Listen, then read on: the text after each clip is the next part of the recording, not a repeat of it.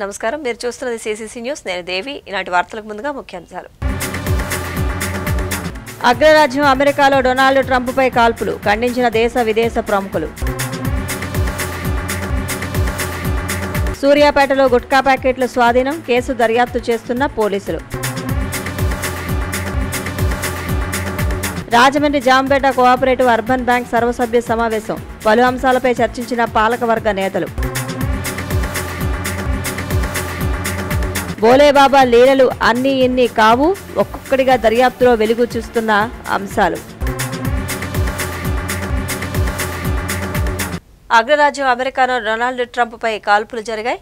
ట్రంప్ను వైద్యం కోసం ఆసుపత్రికి తీసుకువెళ్లారు. అమెరికా అధ్యక్ష ఎన్నికలకు ముందు మరోసారి అగ్రరాజ్యంలో కాల్పులు కలకలం రేపుతున్నాయి. ఏకంగా అధ్యక్ష ఎన్నికలకు పోటీ చేయనున్న డొనాల్డ్ ట్రంప్ పైనే కాల్పులు జరిగాయి. పెన్సిల్వేనియాలోని బట్లర్లో నిర్వహించిన ఎన్నికల ర్యాలీలో ఈ ఘటన చోటు చేసుకుంది. దుండగుడి కాల్పుల్లో ట్రంప్కి చెవికి తీవ్ర గాయమైంది. ప్రచారానికి హాజరైన ఒకరు మరణించారని సమాచారం. ట్రంప్ ర్యాలీలో పలుమార్లు తుపాకీ కాల్పుల శబ్దం వినిపించింది. కాల్పుల చప్పుడు వినిపించిన వెంటనే సీక్రెట్ సర్వీస్ ఏజెంట్లు వెంటనే అప్రమత్తమై ఆయనను వేదికపైకి నుంచి దించి కారు వద్దకు తీసుకువెళ్లారు. ఆ సమయంలో డొనాల్డ్ ట్రంప్ తన మద్దతుదారులను పిడికిలి బిగించి ఉత్సాహపరిచారు. ఆ క్రమంలో గాయపడిన ట్రంప్ను వైద్యం కోసం ఆసుపత్రికి తీసుకెళ్లారు. సమాచారం ప్రకారం ట్రంప్ చెవికి గాయమైనట్లు తెలిసింది. ఆయన ముఖానికి కూడా రక్తం అంటుకుంది. ఈ కాల్పులు జరిపిన తర్వాత సాయుధుడు మరణించినట్లు చెబుతున్నారు. ఈ ఘటన తర్వాత ట్రంప్ క్షేమంగా ఉన్నారని, వైద్యం జరుగుతోందని ట్రంప్ ప్రతినిధి తెలిపారు. మరోవైపు డొనాల్డ్ ట్రంప్ ర్యాలీపై కాల్పులు జరిగినట్లు తనకు సమాచారం అందిందని అమెరికా ప్రస్తుత అధ్యక్షుడు జో బైడెన్ ట్వీట్ చేశారు. తాను ట్రంప్, ఆయన ఫ్యామిలీ, అక్కడ ఉన్న ప్రజలందరి క్షేమం కోసం ప్రార్థిస్తున్నట్లు చెప్పారు. అమెరికాలో ఇలాంటి హింసకు తావు లేదని, దీనిని ఖండించడానికి మనం ఒక జాతిగా ఏకం కావాలని అన్నారు.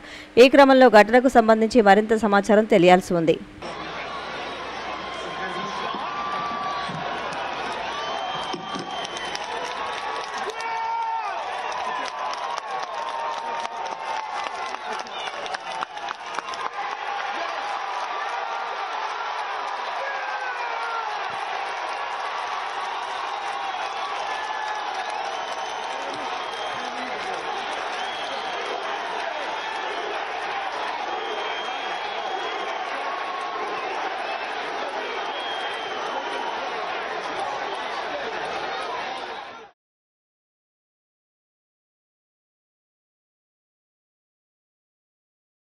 AP state ranking table tennis పోటీలలో పలువురు క్రీడాకారులు ప్రతిభను ప్రదర్శిస్తున్నారు. రాజమహేంద్రవరం నారాయణపురంలో గల ఆర్ఎంసీ సిటీ బ్యాడ్మింటన్ కోర్టులో జరుగుతున్న AP state ranking table tennis పోటీల్లో రెండవ రోజైన ఈ రోజు పురుషులు, మహిళలు, అండర్-9 బాలురు, అండర్-9 బాలికలు, అండర్-17 బాలురు, అండర్-17 బాలికల విభాగాల్లో విజేతలకు బహుమతి ప్రదానం జరిగింది. తూర్పుగోదావరి జిల్లా టేబుల్ టెన్నిస్ అసోసియేషన్ గౌరవ అధ్యక్షులు విశ్వనాథం భాస్కర్ రామ్ ఆధ్వర్యంలో జరుగుతున్న ఈ పోటీలలో ముఖ్య అతిథులుగా రోటరీ క్లబ్ ఆఫ్ రివర్సిటీ రాజమహేంద్రవరం అధ్యక్షులు నాలం నరసింహారావు, ఏపీ టీటీఏ ఉపాధ్యక్షులు సిహెచ్ విజయప్రకాష్, కార్యదర్శి పి విశ్వనాథ్ పాల్గొని విజేతలకు బహుమతులు అందజేశారు. తూర్పుగోదావరి జిల్లా అసోసియేషన్ కార్యదర్శి వీటీవీ సుబ్బారావు కార్యక్రమాన్ని పర్యవేక్షించారు. విజేతలను తూర్పుగోదావరి జిల్లా అసోసియేషన్ అధ్యక్షులు జేవీవి అప్పారెడ్డి, కోశాధికారి కె సత్యనారాయణ, సభ్యులైన P Venugopalarao, T Madhukumar, Jayaraj, PVV Satyanarayanarao, NS Phalguna, Y Srinivas, Erukonda Govind తదితరులు అభినందించారు.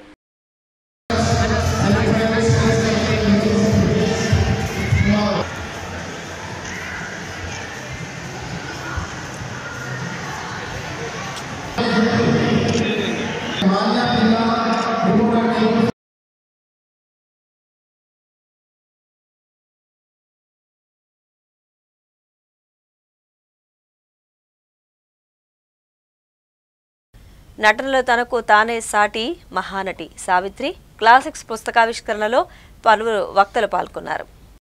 ప్రముఖ సినీ చరిత్రకారుడు సంజయ్ కిషోర్ రచించిన సావిత్రి క్లాసిక్స్ పుస్తకాన్ని స్థానిక వైజంక్షన్ ఆనంద్ రోటరీ హాల్లో ఆవిష్కరించారు. నట గాయకుడు శ్రీపాద జిత్మోహన్ మిత్ర సారథ్యంలో జిత్మోహన్ మిత్ర బృందం, నవరస నట సమాఖ్య సంయుక్త ఆధ్వర్యంలో ఈ కార్యక్రమం జరిగింది.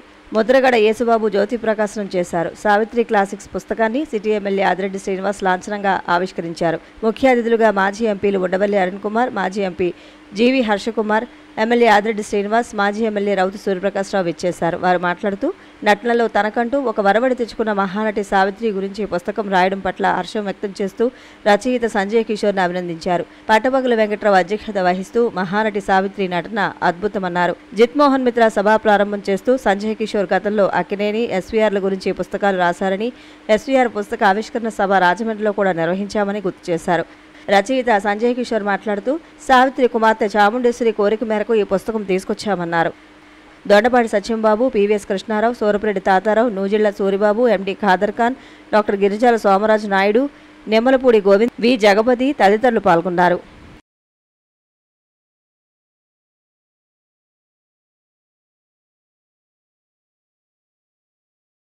తెలుగు చలనచిత్ర పరిశ్రమలో ఎంతో మంది హీరోయిన్లు ఉన్నారు. అయితే ఒక్క సావిత్రి గారిని మాత్రమే మీరు చూడండి. అరే ఇలాంటి చెల్లి ఉంటే బాగుండు అనుకుంటే ఆవిడ చెల్లి అవుతుంది, ఇలాంటి భార్య ఉంటే బాగుండు అనుకుంటే ఆవిడ భార్య అవుతుంది, అరే ఇలాంటి తల్లి ఉంటే బాగుండు అనుకుంటే ఆవిడ తల్లిలా కనపడుతుంది, ఇలాంటి వదిలి ఉంటే బాగుండు అనుకోండి మీకు వదిలిలా కనపడుతుంది. ఏ శ్రీదేవి మన అమ్మ శ్రీదేవి అంటే అమ్మ ఉంటే బాగుండని మనం అనుకోం, ఎవరిని అనుకోం. ఒక సావిత్రి గారి అన్ని విధాలుగా మనకి సెట్ అయ్యి మనకు కనెక్ట్ అవ్వగల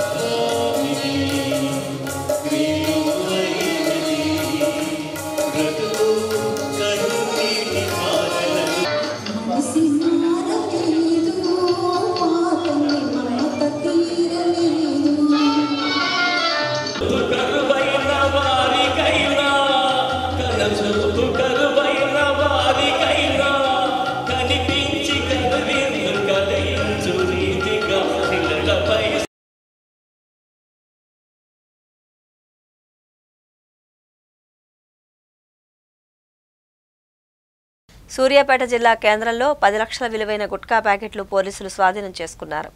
రాష్ట్ర ప్రభుత్వం ప్రజల ఆరోగ్యాన్ని దృష్టిలో ఉంచుకుని తంబాకు, గుట్కా తదితర వినాశకర ఉత్పత్తులు నిషేధించిన సూర్యాపేట జిల్లాలో నిషేధిత గుట్కా వ్యాపారం జోరుగా కొనసాగుతుంది. కొందరు విచ్చలవిడిగా నిషేధిత గుట్కా వ్యాపారం చేస్తున్నారనే ఆరోపణలు వెల్లువెత్తుతున్నాయి. పురుషులలో 56.4% క్యాన్సర్లు మరియు స్త్రీలలో 44.9% క్యాన్సర్లు పొగాకు వల్ల సంభవిస్తాయి. పొగాకు వినియోగదారులు గుండె జబ్బులు మరియు పక్షవాతం వచ్చే అవకాశం 2 నుండి 3 రెట్లు ఎక్కువ. నిషేధం ఎత్తివేసినప్పుడు జరిగిన వ్యాపారం కంటే నిషేధం విధించినప్పుడే ఎక్కువ జరుగుతుందని ఆరోపణలు లేకపోలేదు. ఈ నేపథ్యంలోనే సూర్యాపేట జిల్లా కేంద్రంలో 10 లక్షల విలువైన గుట్కా ప్యాకెట్లు పోలీసులు స్వాధీనం చేసుకున్నారు. సూర్యాపేట టౌన్ ఇన్స్పెక్టర్ రాజశేఖర్ ఆధ్వర్యంలో బేకరీలపై పోలీసులు మెరుపుదాడి చేశారు. బేకరీల మాటున గుట్కా దందా కొనసాగిస్తున్న వ్యాపారులపై కొరడా జలిపించారు.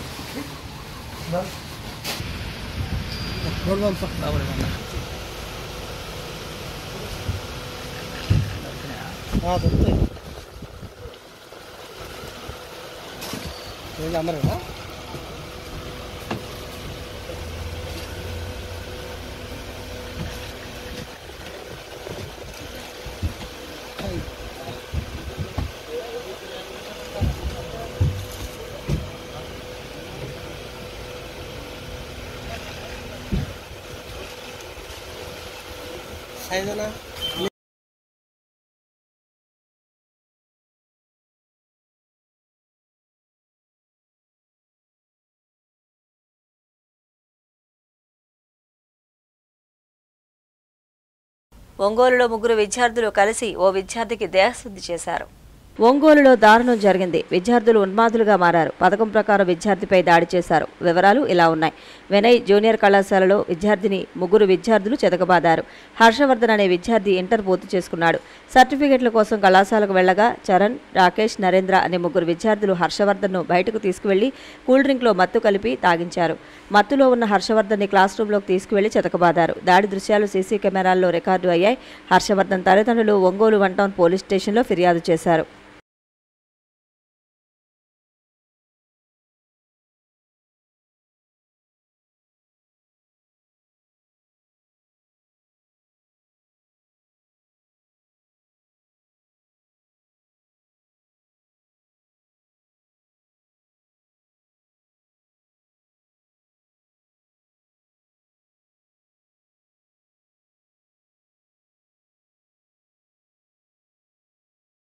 విజయనగరం జిల్లా జీలుగువలస గ్రామంలో పసిపాపపై అత్యాచారానికి పాల్పడిన నిందితుడిని పోలీసులు అరెస్ట్ చేశారు. విజయనగరం జిల్లా బొబ్బిలి రామచంద్రపురం మండలం జేలుగవలస గిరిజన గ్రామంలో సభ్య సమాజం తలదించుకునే సంఘటన శనివారం చోటు చేసుకుంది. బొబ్బిలి డీఎస్పీ పి శ్రీనివాసరావు మాట్లాడుతూ జీలుగువలసలో 5 నెలల చంటి పాపపై అదే గ్రామానికి చెందిన బోయిన ఎరుకన్న ద్వారా అత్యాచారం చేశాడు. చంటి పాపను ఉయ్యాలలో పడుకోబెట్టి నిత్యావసర సరుకులు కొనుగోలు చేసేందుకు తల్లి వెళ్లింది. తల్లి ఇంట్లోకి వెళ్తుండగా ఎరకన్న ద్వారా బయటకు రావడంతో చంటి పాపను చూడగా తీవ్ర రక్తస్రావం కావడంతో పోలీసులకు ఫిర్యాదు చేశారు. చంటి పాపను బాణంగి ప్రభుత్వ ఆసుపత్రిలో చేర్పించి చికిత్స అందిస్తున్నారు. నిందితుడిని అదుపులోకి తీసుకుని ఎస్ఐ జ్ఞానప్రసాద్ కేసు దర్యాప్తు చేస్తున్నారు. కొత్త చట్టం బిఎన్ఎస్ యాక్ట్ 65 క్లాస్ 2 కింద మరియు పోక్సో చట్టం కింద section 5M red with section 6 POCSO act కింద ఎఫ్ఐఆర్ ఇష్యూ చేయడం జరిగింది. ఇమీడియట్గా ఎస్పీ గారి ఉత్తర్వుల మేరకు నేను ఎస్డిపిఓ బొబ్బిలి నేను దర్యాప్తు స్వీకరించడం జరిగింది. దర్యాప్తులో భాగంగా ముందుగా అమ్మాయిని హాస్పిటల్కి పంపించాము. హాస్పిటల్కి ప్రస్తుతం పాప పరిస్థితి ఆరోగ్యకరంగానే ఉంది, స్టేబుల్గానే ఉంది ఆరోగ్యం. అక్కడ హాస్పిటల్లో ఒక సబ్ ఇన్స్పెక్టర్ గారు కూడా, ఉమెన్ సబ్ ఇన్స్పెక్టర్ గారు కూడా అక్కడ ఉన్నారు. Time to time SP madam గారు కూడా మాకు ఇన్స్ట్రక్షన్స్ ఇవ్వడం జరిగింది. దర్యాప్తులో భాగంగా క్లూస్ టీమ్ వచ్చారు. క్లూస్ టీమ్ వచ్చి వెల్ స్టైన్డ్ ఉయ్యాలు ఏదైతే ఉందో దాన్ని సీజ్ చేయడం జరిగింది. ఈరోజు ఎర్లీ అవర్స్ మార్నింగ్ 6 o'clock టైంలో మా బృందం దర్యాప్తు బృందం ముద్దాయి అయిన బోయన ఎరకన్న ద్వారా వీడి 40 years కొండదారాబాయ్ కమ్యూనిటీ వీడిని నేరేలువలస గ్రామం నేరేలువలస గ్రామంలో శివార్ల కొండపైన అరెస్ట్ చేయడం జరిగింది. అరెస్ట్ చేసి ఈరోజు తీసుకురావడం జరిగింది. ఆయన తాలూకా బట్టల మీద కూడా బ్లడ్ స్టెయిన్స్ ఉన్నాయి. ఆ బ్లడ్ స్టెయిన్స్ కూడా క్లూస్ టీమ్ సహాయంతో బట్టలు కూడా సీజ్ చేయడం జరిగింది. అవన్నీ కూడా కంపారిజన్ నిమిత్తం ఫారెన్సిక్ సైన్స్ ల్యాబొరేటరీస్కి పంపించడం జరుగుతుంది. ఇమీడియట్గా ఇప్పుడు ముద్దాయిని అరెస్ట్ చేసి ఈరోజు కోర్టులో కూడా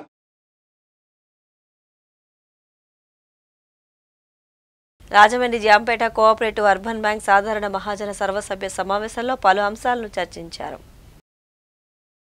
రాజమహేంద్రవరం ఎస్కేవిటి ఇంగ్లీష్ మీడియం స్కూల్లో the Jampeta cooperative urban bank 122వ సాధారణ మహాజన సభ కార్యక్రమం నిర్వహించారు. జాంపేట కోఆపరేటివ్ షేర్ హోల్డర్ సభ్యులు సుమారుగా 30,000 పైబడి ఈ మహాజన సభకు హాజరయ్యారు. విచ్చేసిన వారికి బ్యాంకు తరపున బహుమతిని అందజేశారు. ఈ కార్యక్రమంలో పాలకవర్గం సభ్యులు the Jampeta cooperative urban bank chairman Bommana Jayakumar, Jamshetti Gandhi, Robbi Vijayasekhar, Dwara Parvathi సుందరి, కొమ్మన వెంకటేశ్వరరావు, ప్రసాదుల హరినాథ్, మహంతి లక్ష్మణరావు, ముప్పని శ్రీనివాస్, సేపేని రమణమ్మ, పోరా రామచంద్రరావు, వెంకటనారాయణ, పల్లా వెంకటేశ్వరరావు, బ్యాంక్ సీఓ మరియు బ్యాంక్ సిబ్బంది పాల్గొన్నారు. ఈ కార్యక్రమానికి హాజరైన బ్యాంక్ సభ్యులందరికీ పాలకవర్గం సభ్యులు ధన్యవాదాలు తెలిపారు.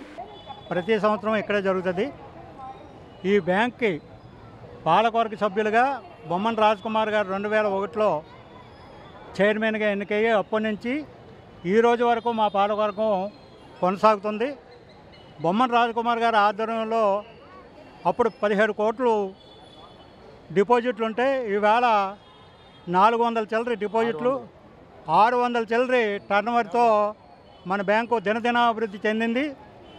బొమ్మన రాజ్కుమార్ గారు కాలం చేసిన తర్వాత బొమ్మన జయకుమార్ గారునే చైర్మన్గా ఈ బ్యాంకుకి తీసుకొచ్చిన తర్వాత కూడా మరీ అభివృద్ధి చెందింది.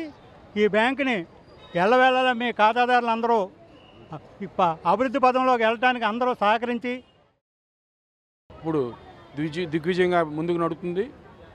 ఒక్క బ్రాంచ్తో మా పాలకవర్గం బొమ్మన రాజ్కుమార్ సారథ్యంలో మా పాలకవర్గం మొదలయ్యి ఈవేళ బొమ్మన జయకుమార్ గారు పాలకవర్గం దాకా ఒక బ్రాంచ్తో తయారయ్యి ఈవేళ 10 బ్రాంచ్ల వరకు విస్తరించి జిల్లా అంతా ఈస్ట్ గోదావరి, వెస్ట్ గోదావరి, మన 2 జిల్లాలు, ఉభయ జిల్లాల్లో విస్తరించి సేవలు అందింది. దీనికి తోడ్పడుతున్న మా ఖాతాదారులకి, దీనికి ఈ డెవలప్మెంట్కి సహాయపడుతున్న మా చైర్మన్ గారు మరియు పాలకవర్గానికి, ఈ ఖాతాదారులందరికీ ఈ సందర్భంగా శుభాకాంక్షలు తెలియజేస్తాను. 1926 ఆగస్టు 22 స్థాపించబడిన ఈ బ్యాంకు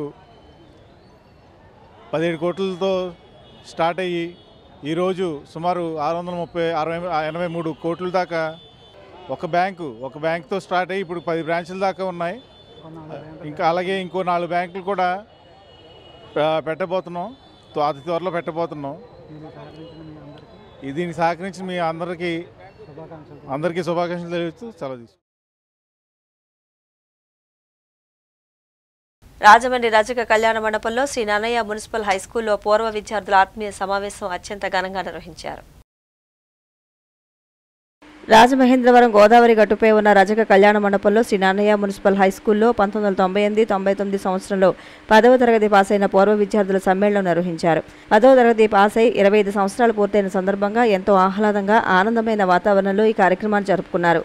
ఈ సందర్భంగా విద్యాబోధన చేసిన ఉపాధ్యాయులను ఘనంగా విద్యార్థులు సత్కరించారు. ఈ కార్యక్రమాన్ని ఉద్దేశించి ఉపాధ్యాయులు పాత జ్ఞాపకాలను ఒకసారి గుర్తు చేసుకున్నారు. ఈ కార్యక్రమానికి పూర్వపు విద్యార్థులు పాల్గొన్నారు. విద్యార్థులందరూ ఆనాటి జ్ఞాపకాలను గుర్తు తెచ్చుకుని మాట్లాడారు. ఈ కార్యక్రమానికి హాజరైన వారందరికీ ధన్యవాదాలు తెలిపారు. ఎంతమంది ఎంతమంది కూర్చోబెట్టేవాడిని ఒకే క్లాస్లో, మ్యాథ్స్ అక్కడ చెప్పేవాడిని, క్లాస్లో జరగండి అమ్మా. ఎస్, సో ఆ విధంగా ఎప్పటికప్పుడు సిలబస్ కవర్ చేసుకుంటూ ఇవే కారణంగా నాకు ఇతర యాక్టివిటీస్ ఉండడం వల్ల క్లాస్కి మిస్ అవ్వకుండా ఉండడానికి మీకు అదనంగా చెప్పడం కోసం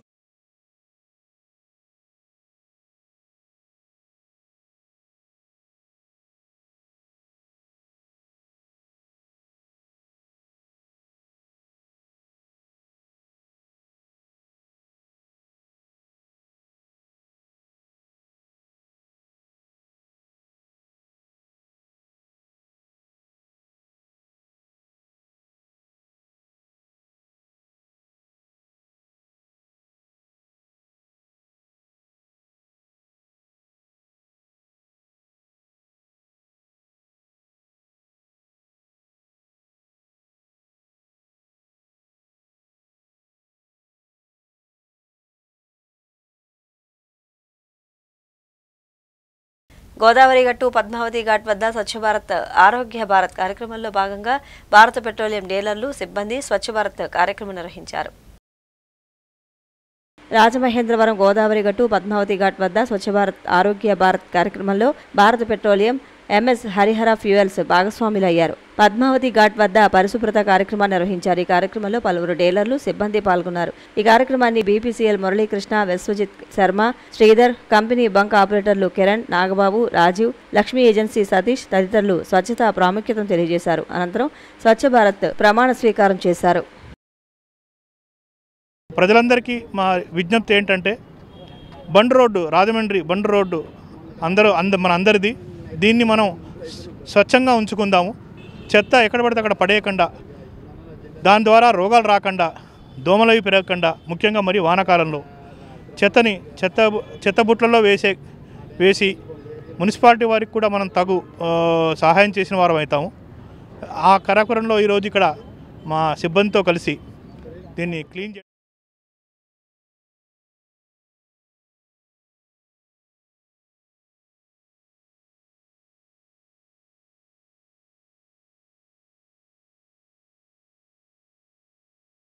పోలీసులు అనుచితంగా వ్యవహరిస్తున్నారని Dhavaleswaram MNM Luther church pastor reverend G Kiran Babu ఆరోపించారు.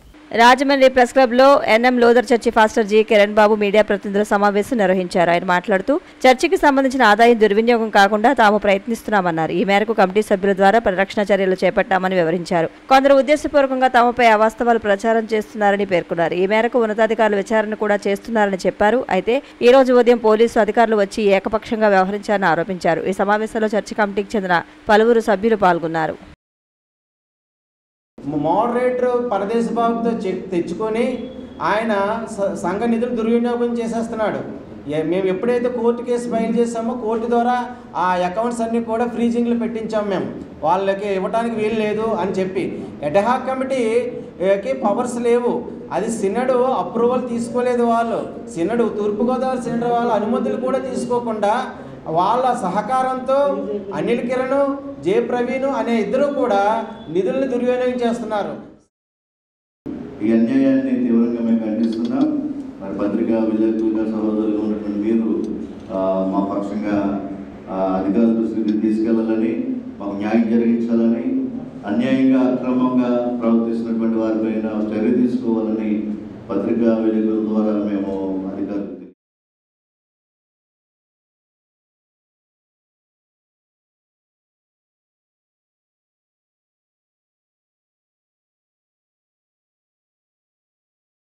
ఉత్తరప్రదేశ్లోని హత్రస్ జిల్లా తొక్కిసలాటలో 120 మందికి పైగా చనిపోవడానికి కారకులైన బోలేబాబా కేసు దర్యాప్తుపై ఉన్నత స్థాయిలో అధికారులు దృష్టి సారించారు. రోజురోజుకు కొత్త నేరాలు వెలుగు చూస్తున్నాయి.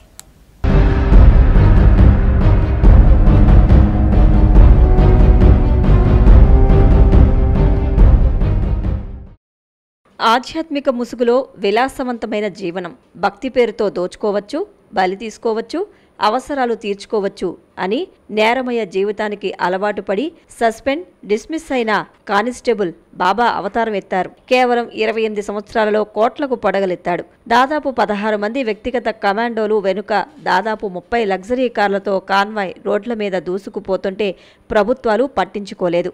అధికారులు చోద్యం చూశారు. కళ్ల ముందే క్రిమినల్ కోట్ల రూపాయలు కూడపెట్టి విలాసవంతమైన రాజభవనాలను, ఆశ్రమాలను నిర్మిస్తుంటే ఆదాయం ఎక్కడి నుంచి వస్తున్నది అని నేటికి ఆరా కూడా తీయలేకపోయిన దుస్థితిలో ప్రభుత్వ యంత్రాంగం పనితీరు ప్రహసనానికి పరాకాష్ఠగా మారింది. ఆ అసమర్థ నిర్వాహకమే ఉత్తరప్రదేశ్లోని హత్రస్ జిల్లా సికింద్రారావు పట్టణానికి సమీపంలో నిర్వహించిన సత్సంగ్ ఆధ్యాత్మిక కార్యక్రమంలో చోటు చేసుకున్న తొక్కిసలాట.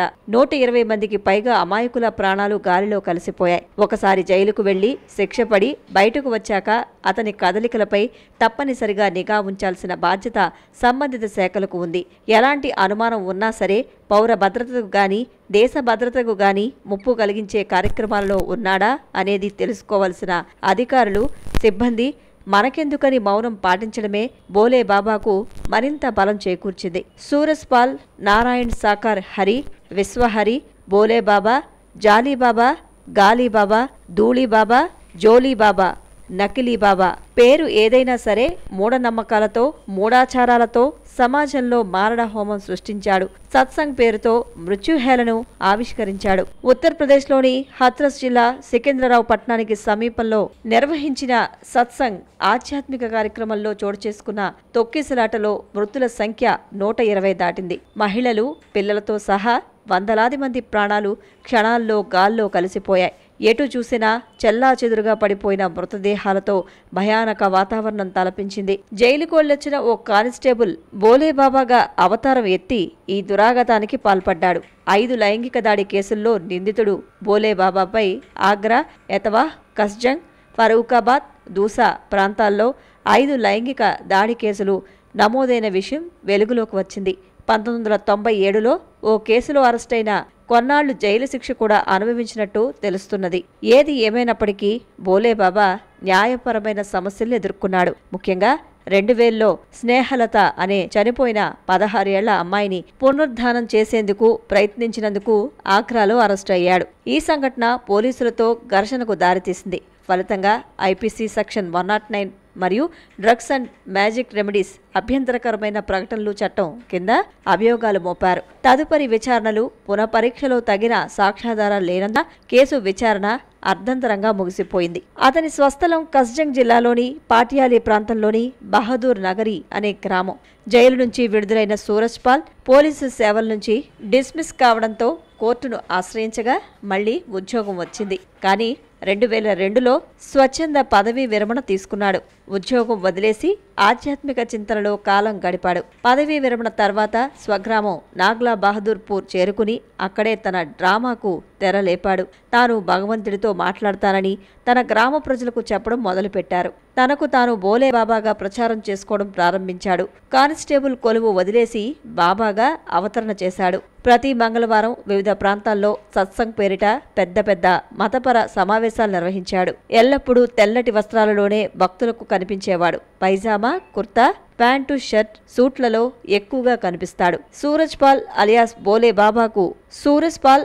బోలేబాబా 3 సోదరుల్లో ఒకరని, అందరిలో పెద్దవాడు. సూరజ్పాల్ 2వ సోదరుడు మరణించగా 3వ సోదరుడు గ్రామ పంచాయతీ సర్పంచ్గా పనిచేస్తున్నాడు. బోలేబాబా చాలా అరుదుగా తన ఊరు వెళ్తుంటాడు. సర్కారు కొలువు వదిలేసి తాను ఇక్కడి దాకా ఎలా ఎదిగాడో తనకే తెలియదని సత్సంగ్లలో అనేక మార్లు చెప్పుకునేవాడు. అతడి మాయమాటలు నమ్మిన ప్రజలు తండోపతండాలుగా కదిలి వచ్చేవారు. చూస్తుండగానే అతడికి లక్షలాది భక్తులు పుట్టుకువచ్చారు. అలా అనూహ్యంగా కొంతకాలానికే బోలేబాబా నారాయణ్ సాకార్ హరిగా అవతరించాడు. ఇతగాడి ప్రవచనాలకు రాజస్థాన్, మధ్యప్రదేశ్, హర్యానా వంటి ఇతర రాష్ట్రాల్లో కూడా ఫాలోయింగ్ ఉంది. కొద్ది కాలంలోనే ఆయనకు పెద్ద సంఖ్యలో అనుచరులు పుట్టుకొచ్చారు. ఎక్కడ సమావేశం నిర్వహించినా వేల సంఖ్యలో ప్రజలు వచ్చేవారు. బోలే బాబాకు సంబంధించి మరో ఆసక్తికర విషయం ఏంటంటే ఇతను ఇప్పటి వరకు భక్తుల నుంచి ఎలాంటి విరాళాలు, దక్షిణలు, కానుకలను తీసుకోలేదు. కానీ ఉత్తరాదిలో అనేక ఆశ్రమాలను ఎలా స్థాపించాడు అనే విషయం ఎవరికీ బోధపడకుంది. ఉత్తరప్రదేశ్లోనే వేరువేరు ప్రాంతాల్లో సొంత స్థలాల్లో ఆశ్రమాలను ఏర్పాటు చేశాడు. భారతీయ ఇంటెలిజెన్స్తో కలిసి పనిచేసినట్లు పేర్కొన్నాడు. అయినప్పటికీ అతను అనుమానాస్పదమైన క్రైమ్ రికార్డును కలిగి ఉన్నాడు. ఇందులో చనిపోయిన వారిని బ్రతికించమని క్లెయిమ్ చేసినందుకు అరెస్టు చేయడం మరియు లైంగిక వేధింపుల ఆరోపణలు ఉన్నాయి. కరోనా మహమ్మారి టైంలో 2022లో బోలేబాబా సమావేశాలకు కేవలం 50 మందిని మాత్రమే హాజరయ్యేలా ప్రభుత్వం అనుమతి ఇస్తే ఏకంగా 50,000 మంది హాజరు కావడంతో అప్పట్లోనే పెద్ద వివాదానికి దారితీసింది. ఆయన ఆస్తుల విలువ 100 కోట్ల వరకు ఉంటుంది. కాస్గంజ్, ఆగ్రా, కాన్నూర్, గ్వాలియర్ సహా దేశవ్యాప్తంగా మొత్తం 24 విలాసవంతమైన ఆశ్రమాలు ఉన్నాయి. వీటిలో అత్యధికంగా యూపీలోనే ఉన్నాయి. శ్రీ నారాయణ హరి సాకార్ చారిటబుల్ ట్రస్ట్ పేరిట వీటిని నిర్వహిస్తుంటారు. అత్యంత సన్నిహితంగా ఉండే వాళ్లే వీటి నిర్వహణ బాధ్యతలను చూస్తుంటారు. ఇక బోలేబాబా సూరస్పాల్ మెయిన్పురిలోని విలాసవంతమైన హరినగర్ ఆశ్రమంలో నివాసముంటారు. ఈ ఆశ్రమం మొత్తం 13 ఎకరాల్లో విస్తరించి ఉంటుంది. తనను నమ్మేవారిని బోలేబాబా అనేక మూఢనమ్మకాలతో ముంచేవాడని తెలుస్తోంది. ముఖ్యంగా తాను నిర్వహించే సత్సంగులలో ఇచ్చే పవిత్ర జలం తాగితే భక్తుల సమస్యలు తీరిపోతాయనే ప్రచారం చేయించాడు. తన పాదధూళి కూడా పవిత్రమైనదని, బాబా నడిచిన నేలపై మట్టిని తాకిన అదృష్టం వరిస్తుందనే నమ్మకాన్ని సృష్టించాడు. ఇవి నమ్మి యూపీతో పాటు ఉత్తరాఖండ్, హర్యానా, రాజస్థాన్, ఢిల్లీ నుంచి పెద్ద ఎత్తున జనం బోలేబాబా దర్శనం కోసం వచ్చేవారు. అతని వద్దకు వెళ్తే దెయ్యాలు వదులుతాయని, తమ వివాదాలు దూరమవుతాయని ఎంతోమంది నమ్ముతారు. ఆయన భక్తులు బోలేబాబాను దేవదూతగా భావిస్తారు. ఈ పాపం ఎవరో ఒకరు, ఇద్దరూ చేసింది కాదు, ఎందరో భాగస్వాములు అయ్యారు. రాజ్యాంగ వ్యవస్థలలో పనిచేసే పెద్ద మనుషుల నుంచి చట్టాలను కాపాడే అధికారులు, అభం శుభం తెలియని అమాయక భక్తులు సైతం అందరూ కూడా బాధ్యులే. పుట్టిన ప్రతి వ్యక్తికి జీవించే హక్కు ఉంది. పౌర హక్కులు అందరికీ సమానమే. చట్టం అందరికీ ఒకేలా వర్తిస్తుంది. రాజ్యాంగం ముందు అందరూ ఒక్కటే. రాజ్యాంగానికి, చట్టానికి విరుద్ధంగా వ్యవహరించేవారు, పౌర హక్కులు కాలరాసేవారు, మానవ హక్కుల ద్రోహులు. రక్షణ వ్యవస్థలో, భద్రతా వ్యవస్థలో విధులు నిర్వర్తిస్తూ వ్యవస్థను భ్రష్టు పట్టించేలా వ్యవహరించి శిక్షణ పడిన బోలేబాబా ఇంతలా ప్రభుత్వ వ్యవస్థలను ఎలా శాసించారు? యంత్రాంగం ఏమి ఆశించి బాబా ఎదుగుదలకు చట్టాలను, హక్కులను, తమ అధికారాలను పణంగా పెట్టారు అనేది ఎప్పటికీ తేలని $1 మిలియన్ ప్రశ్న. సత్సంగ్ పేరుతో నిబంధనలకు మించి సమూహాలు అక్కడికి చేరుకుంటే యంత్రాంగం ఇన్నేళ్లు ఎందుకు స్పందించి చర్యలు తీసుకోలేకపోయింది? కరోనా సమయంలోనే చర్యలు తీసుకుని ఉంటే హత్రాస్ తొక్కిసలాటలో వందల సంఖ్యలో ప్రాణాలు పోయేవి కాదు. 50 మందికే అప్పట్లో అనుమతి ఇస్తే 50,000 మంది వచ్చారని నిస్సిగ్గుగా బాబా భజనలో యంత్రాంగం మునిగి తేలుతూ వచ్చింది. ప్రభుత్వ యంత్రాంగాల అచేతన వ్యవస్థే భక్తుల ప్రాణాల అనంత వాయువుల్లో కలవడానికి కారణమైంది. నిఘా వ్యవస్థ పనితీరుపై కూడా ఎన్నో అనుమానాలు తలెత్తుతున్నాయి. ఎన్నో అనుమానాలు వెల్లువెత్తుతున్నాయి. దేశ భద్రతలో, సమాజంలో అంతర్గతంగా పౌరుల భద్రతలో కీలక భూమిక పోషించాల్సిన నిఘా వ్యవస్థ నిద్రావస్థలో ఉందా, లేక బోలేబాబాతో కుమ్మక్కైపోయిందా అని చర్చనీయాంశంగా మారింది. అడ్డగోలుగా నిధులు సమీకరించి నిబంధనలకు విరుద్ధంగా అక్రమ సామ్రాజ్యాన్ని, విలాసవంతమైన ఆశ్రమాలను నిర్మించుకుంటూ పోతుంటే ఇప్పటికీ సమాచారం లేకపోవడం నిజంగా వేదనాభరితం. బాబా ఎవరిని విరాళాలు అడగరు. అసలు బాబాకు డబ్బు ఎక్కడి నుంచి వస్తుందో కూడా తెలీదు అనే సమాధానం ప్రతిధ్వనించడం అసమర్థ పాలనా వ్యవస్థలకు నిదర్శనం. వేరే సాక్ష్యాలు అవసరం లేదు. మరోపక్కన భక్తులు కూడా మూఢభక్తిలోకి అడుగులు వేయడం సమంజసం కాదు. పాదధూళి నుదుటన ధరిస్తే పాపాలు ప్రక్షాళన జరుగుతుంది. బాబా పవిత్ర జలం స్వీకరిస్తే సంపూర్ణ ఆరోగ్యాలు చేకూరుతాయని విశ్వసించడం కూడా నకిలీ బాబాల ఆవిర్భావానికే కాదు, విలాసవంతమైన జీవితాలు అందించడానికి అమాయక భక్తుల ప్రాణాలే పణంగా పెట్టాల్సి వస్తున్నది. 1 కాదు, 2 కాదు, నిత్యం ఇలాంటి సంఘటనలు ఎదురవుతున్నా సరే భక్తులు నకిలీ బాబాలను నమ్మడం మారడం లేదు. ఉన్నత చదువులు చదివిన వారు, మేధావులు సైతం కూడా ఈ పాపంలో భాగం పంచుకోవడం నిజంగా విచారకరం. రోజంతా 24 గంటలు కష్టపడి రెక్కలు ముక్కలు చేసుకుని నెల రోజులు వెట్టి చాకిరీ చేసినా కనీస వేతనాలు లభించని భారతదేశంలో కష్టాలు ఎలా గట్టెక్కుతాయి? 80% పేదలు, అల్పాదాయ వర్గాలు జీవనం సాగించే ఈ పుణ్యభూమిలో ఆర్థిక ఇబ్బందులు, ఆకలి కేకలు, కన్నీళ్లు, నష్టాలు సర్వసాధారణం. తెల్లవారేసరికి మనకు పుణ్యాలు సిద్ధించడానికి నకిలీ బాబాల రిజర్వేషన్ కౌంటర్లో భద్రపరిచి ఉండవు. బాబా దర్శనం ప్యాషన్గా, మోజుగా, రివాజుగా, వేలం వెర్రిగా ప్రజలు ఎగబడితే మన ఎదుటివారి కంటే పక్కవారి కంటే పుణ్యాన్ని అంతా మూటకట్టుకోవాలని మానవతావాదాన్ని విస్మరించి క్రమశిక్షణ ఉల్లంఘించి మూర్ఖంగా బల ప్రదర్శనకు దిగి ముందుకు దూసుకుపోతే తొక్కిసలాట జరుగుతుంది. పరిసరాలన్నీ మృత్యుదేహాలతో నిండిపోతాయి. బంధువులు, ఆత్మీయులు, కుటుంబ సభ్యుల వేదనలు, రోదనలు ప్రతిధ్వనిస్తాయి. నిండు నూరేళ్ల జీవితం అర్ధాంతరంగా ముగిసిపోతుంది. భక్తులు తస్మాత్ జాగ్రత్త. ఎవరిని పడితే వారిని నమ్మవద్దు.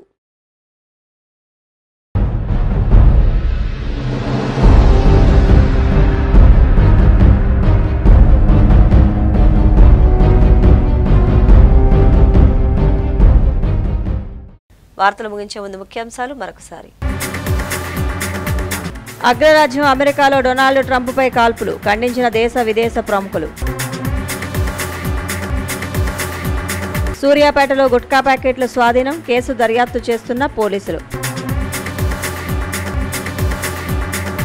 Rajahmundry Jampeta cooperative urban bank సర్వసభ్య సమావేశం, పలు అంశాలపై చర్చించిన పాలకవర్గ నేతలు.